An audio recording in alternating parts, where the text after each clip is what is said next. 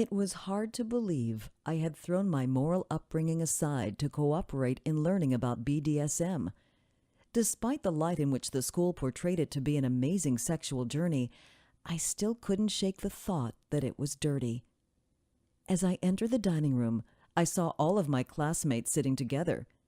Mary, the eldest of the group, motioned me over to join them. The other two girls smiled warmly at me as I took the only remaining seat. "Hi, my name is Wilma." The model-esque brunette introduced herself. I wasn't sure if I had ever seen a woman more gorgeous. Her dark features were perfectly placed, not too close together, not too far apart. She extended a slender hand, and I shook it gingerly. "And I'm Zena," the blonde girl said, mirroring the handshake the other girl had given me. "Like the warrior princess?" I asked teasingly, and then immediately regretted it. She probably heard that so much she was sick of it. That was a bit after my time." The look she gave me spoke volumes about the contempt she felt for the comment. "Apologies, I didn't mean to offend you. I'm Melita, by the way." "So, you said that your fiance forced you to come here." Mary quickly changed the subject. "Yes." I glanced away nervously. "I didn't really want to come." "Don't worry. My husband forced me to come as well," Wilma said, and I looked at her in surprise. "Really?" "Yes." She shrugged. "He thought it would spice up our bedroom life." "Isn't that why anyone comes here?" Mary glanced at all of us and then laughed. "I thought it might be fun as well." Wilma shrugged again. "Well, I wanted to come," Zena announced. "I heard that this was the best BDSM school in the entire country. I want to learn how to be a dominatrix so that I can get what I want from men." Her explanation was shameless, and I was in awe at her determination.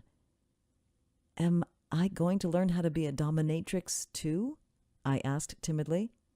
"Only if that's what you signed up for," Mary responded. "I came for the whole shebang." "I'm doing a bit of everything too," Wilma said, not looking the least bit nervous.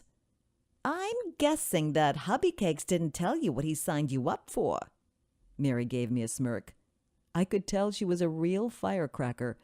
With wildly curly burgundy hair held up by bobby pins and large brown eyes, she was the perfect personification of fiery redhead. "No," I felt embarrassed to admit it. "I haven't eaten anything yet today, so I'm going to get some food," I told them, trying to avoid the subject. "Well, good heavens, girl, go get your feed bag on. You're going to need all of your strength for the crazy stuff they have planned for us," Mary told me, sending me on my way. I sighed as I stepped up to tell the chef to fix me a turkey sandwich. Despite having not eaten breakfast, my appetite just wasn't there. Mary's comment made me feel even queasier, thinking about what crazy stuff they had planned for us. Was I really up for this? I had told myself that I would give it my all, but part of me still wasn't sure. "I'm doing this for my family," I had to remind myself. That would have to be my mantra through this entire ordeal. The only thing that would get me through it. Master Neil was waiting for us when we returned from lunch. There was a whiteboard behind him that he had written several notes on, including the names of the other instructors at the school. As I slid into my seat, I noticed a fresh writing tablet and a pen had been set on all the desks, presumably to take notes.